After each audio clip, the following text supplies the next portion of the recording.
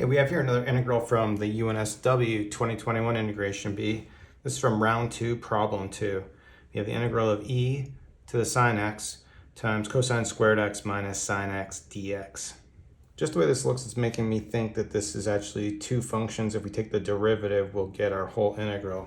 What I want to do is kind of experiment with it. So to start with, I know this isn't going to be the answer because we want two functions, but let's just look at what the derivative of e to the sine x is.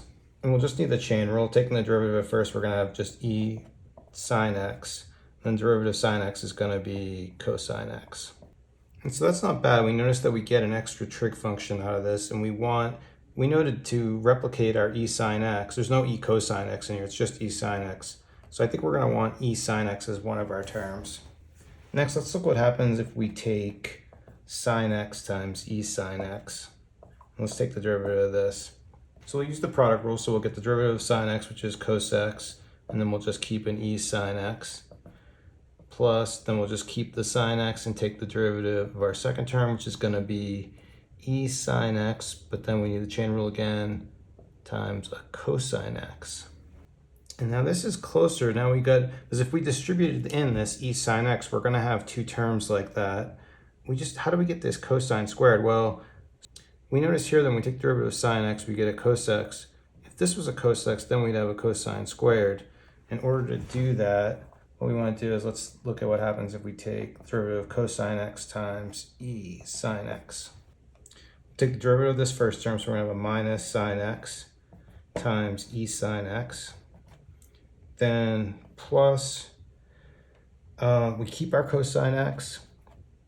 Then we'll have our e sine x. And then we still get this. So chain rule, we'll have a cosine x. So this is actually our cosine squared. So this is actually going to be cosine squared x e sine x minus sine x e sine x. Then we notice if we factor out an e sine x here, we're going to have exactly what's in our integral. We're going to have cosine squared x minus sine x dx. So what we've really done here, we could write this in terms of a u substitution. I'm not going to write it out, but this is actually going to be our u right here. And then this will be our du. So the whole integral we're looking at is just going to be 1 times du. So that solution is going to be u, but I use this, so our answer is going to be cosine x e to the sine x plus c. And that's it. That's UNSW 2021. Round 2, problem 2. Thank you for watching. Please like and subscribe. Have a good day.